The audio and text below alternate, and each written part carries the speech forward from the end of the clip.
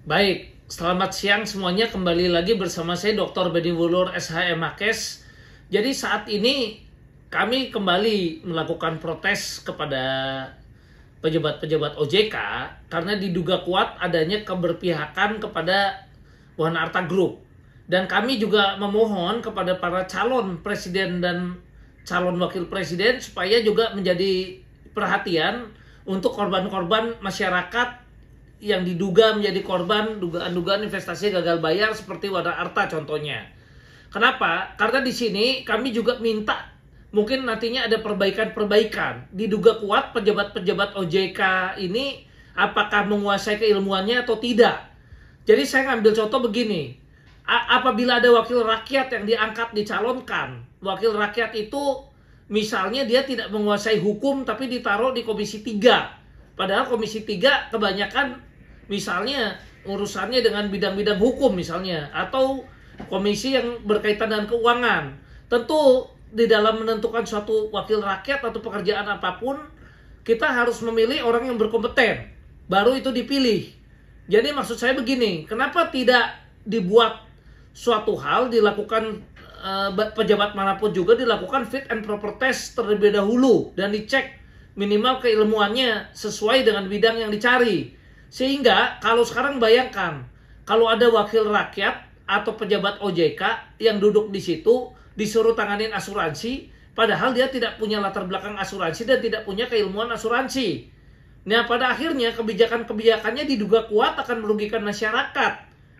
Nah, seharusnya kalau kita misalnya mau milih calon wakil rakyat, ya dites dulu kalau di bidang keuangan dia memang paham akunting misalnya, di bidang hukum dia minimal juga memahami hukum misalnya di SH dan latar belakang hukum punya pengalaman dan sebagainya. Setelah ada beberapa calon yang sesuai dengan qualified untuk duduk di situ, barulah dia diajukan untuk jadi wakil rakyat misalnya. Jadi yang duduk dan efektif untuk duduk di bidang-bidang tersebut itu kan memang udah sesuai dengan keilmuannya dan memang tidak sia-sia.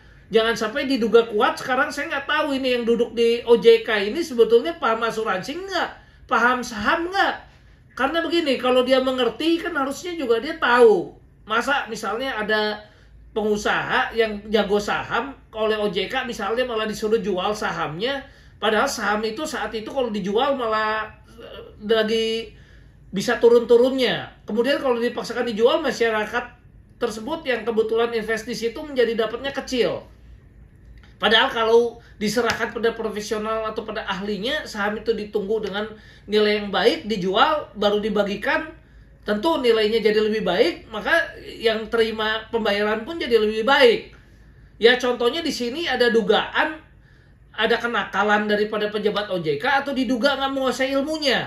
Masa ada buronan ya bisa dari Wana Arta boleh nunjuk tim likuidatornya sendiri, kemudian diduga kuat nggak punya sertifikat, kemudian nggak ada perintah tertulisnya, ya malahan diduga kuat direstui itu enak-enak di luar negeri. Sementara pada pengusaha dari AJK, Kresna sudah komitmen mau bayar 3-5 tahun, ya kemudian dia mau jum, kemudian udah sepakat 90% lebih nasabah sudah sold, ya dan saham ada berpotensi naik, nasabah terbayar, malah diciu perusahaannya, kemudian malah dikasih perintah tertulis sampai sekarang yang harusnya kita nasabah dibayar, nasabah AJK jadi tidak dibayar. Sehingga diduga kuat kan terjadi di sini ada dugaan kelalaian atau dugaan kesalahan dari pejabat-pejabat OJK.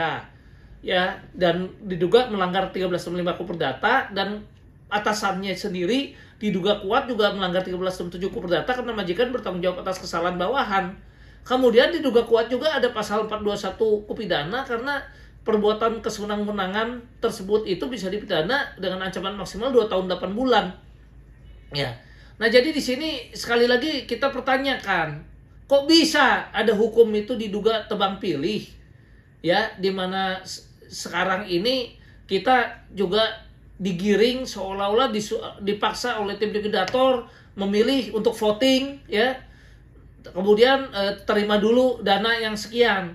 Sementara tidak ada bantuan dari OJK, misalnya ada perintah tertulis supaya Evelyn dan kawan-kawan dan perusahaan-perusahaan yang diduga menerima aliran uang TPPU atau cuci uangnya itu diadakan perintah tertulis untuk bertanggung jawab secara pribadi.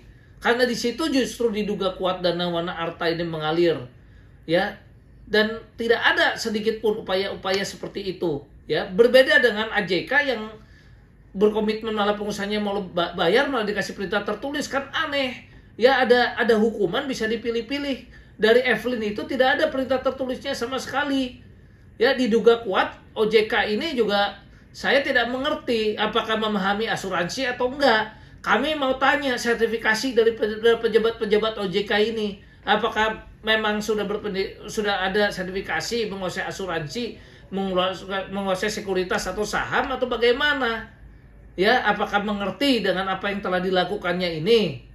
Ya, nah ini yang kita mau tahu. Ya, jadi demikian. Jadi kami mohon supaya dari para calon presiden dan calon wakil presiden, tolong seandainya suara saya ini bisa sampai, tolong sampaikan, ya, tolong pejabat-pejabat yang duduk di DPR nanti yang jadi wakil rakyat, atau menteri-menteri atau siapapun juga, atau bahkan ini pejabat-pejabat OJK yang diduga kuat saat ini sudah merugikan ya nasabah dengan keputusan-keputusan yang dirasa kami duga kuat sangat-sangat tidak objektif, ya, sehingga ada hukum tebang pilih. Maka kami minta ditinjau ulang, ya, apakah memang mereka sertifikasinya betul atau tidak, dan mohon supaya tim likuidator yang nanti bisa memimpin adalah tim likuidator bersertifikat yang menguasai pasar modal, ya, menguasai dan punya sertifikat likuidator dan menguasai hukum. Ya, saat ini tentu kami juga ingin supaya tim likuidator yang duduk di Wana Arta adalah usulan dari nasabah juga.